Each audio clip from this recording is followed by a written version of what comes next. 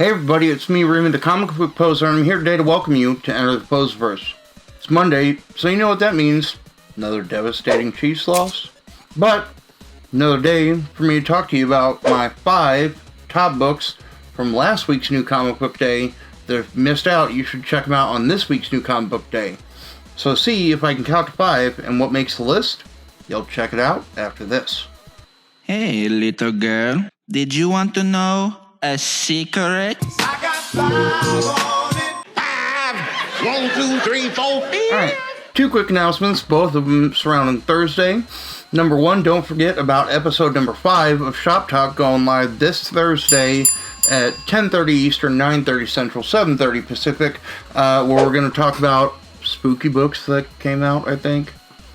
During the auction, AM told me I had to talk about Betty and Veronica, a Halloween book. We'll see if I can find it, who knows. Or KM's probably going to debate himself again too. And if you missed last week's episode like I did, then you can either look for the link in the description below to watch it on YouTube, or it should be uploaded to wherever you subscribe to your podcasts. Number 2, I'm hopping back in the Whatnot Comics game again on Thursday as well. That at, I think, 7:30, I'm doing a spooky books and other random goodies night to get back in the swing of shipping some comics on Whatnot, in addition to making 2 appearances on Meta's channel this week, on Monday and Friday. Pretty interesting week of books to me. The book that makes it to the top really surprised me that I didn't think I would put it that high, but goddamn, it was good. So I successfully counted 5. So coming in at number 5 from AWA Upshot Studios is Fight Girls number 4. It's Frank Cho and Sabine Rich. Like I've said every time this book has come out, it is a competition for between women of different sectors to become the new queen of the empire. You know that there is something suspicious in terms of the background with the main character that is, blurring out because of the light. But she being investigated by the capital, or the family that has been ruling this entire time. We see her kind of security team that's been, helping clean up her records, got themselves into a bit of a kerfuffle in this most recent issue, and you're starting to see how things unfold, that there's a fight between her and one other remaining competitor, and the ending that comes from it, you don't really expect to see it coming. So we'll see how it wraps up next month. Coming in at number 4 from Boom Studios is Maw number 2. It's Jude Ellison S. Doyle, Al Kaplan, and colors by Fabiana Mascolo, and letters by Cardinal Ray. All of us on Shop Talk really loved book number 1. Like I said, I loved listening to White Pages and J1 talk about it.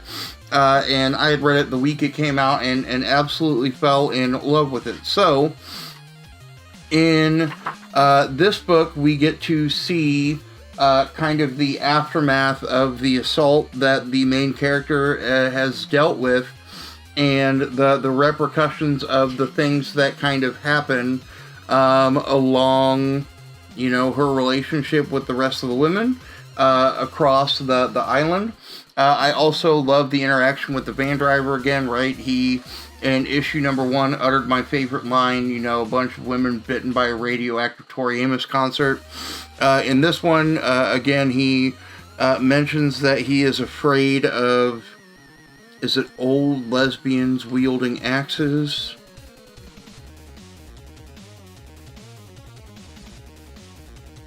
I wasn't being sexist. They're 70-year-old lesbians with axes. They terrify me.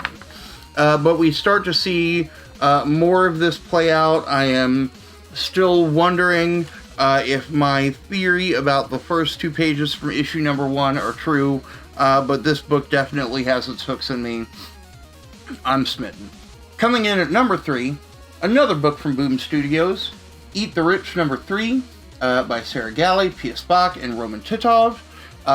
In book number 2, we knew that the mother of the girl's boyfriend, like the main mom from the family, wanted to talk with the girl about what she saw.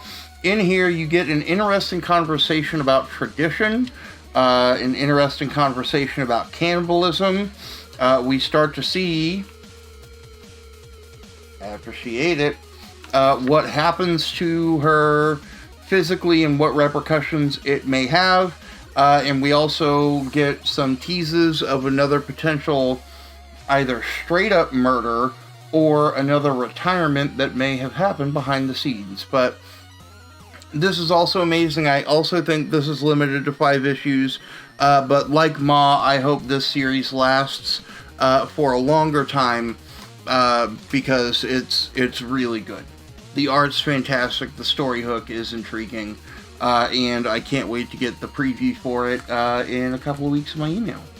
Coming in at number 2 is a book that I thought might have been my number 1 book of the week because I'm biased on this one.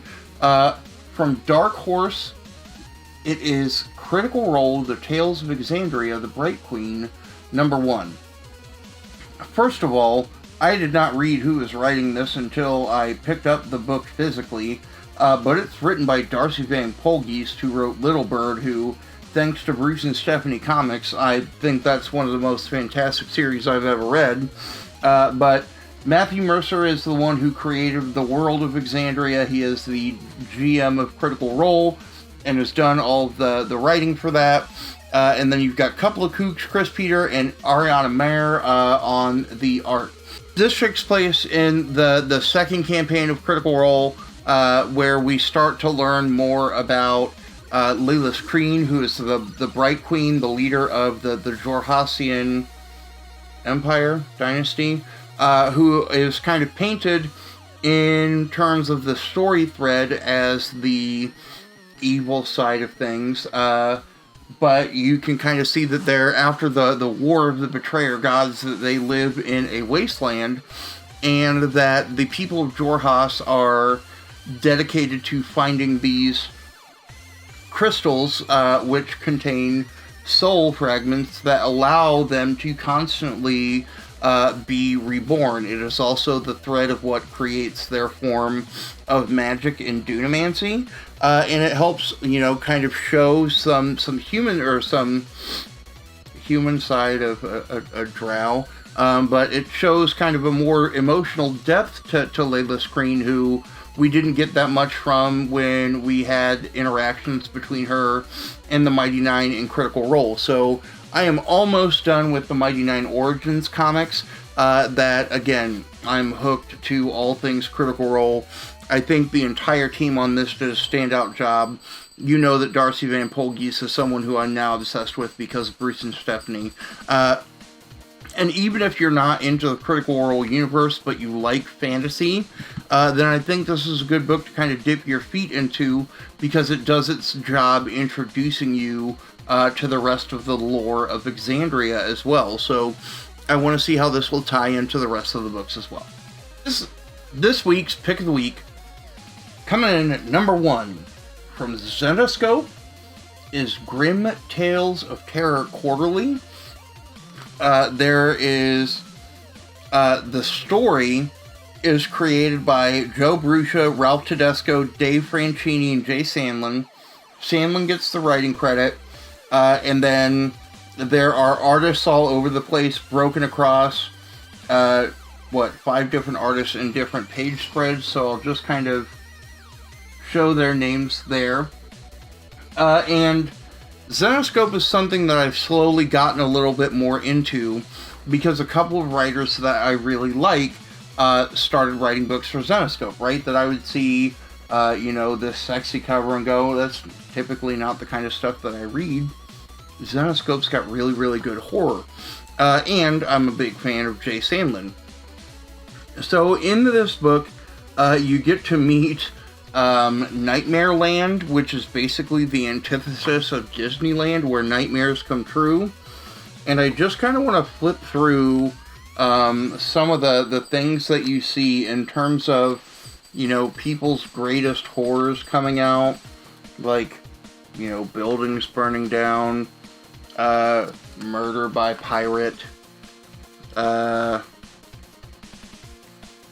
evil floating beasts and unicorns. Like, this sequence felt like, you know, the video game Joust. You have somebody being eaten by cute woodland animals. I mean, you just have all of the wildest shit happening, and then you get some, you know, pretty interesting ties to the occult. So, for spooky season, you know, coming around in just a short week until Halloween, if you see this on your shop shelf, it's the perfect spooky story to pick up. I think if you've not read a lot of Xenoscope before, I think this is a good kind of nod into a lot of these kind of quarterly books that they have in terms of, you know, all the Tales of Terror. Like, you know, I read Game Night and I thought that was pretty cool. What made me start picking up Xenoscope books was Sam's H.H. Holmes. And they just have all kinds of things going on, and I guess this is an instance where I shouldn't have dismissed an entire publisher by their covers. So let me know what you think. I know if you're with me in the live chat, then you're letting me know over here. If not, you're watching this on the rewind, let me know in the comments down below. But as always, y'all, thanks for stopping by. Have a good one.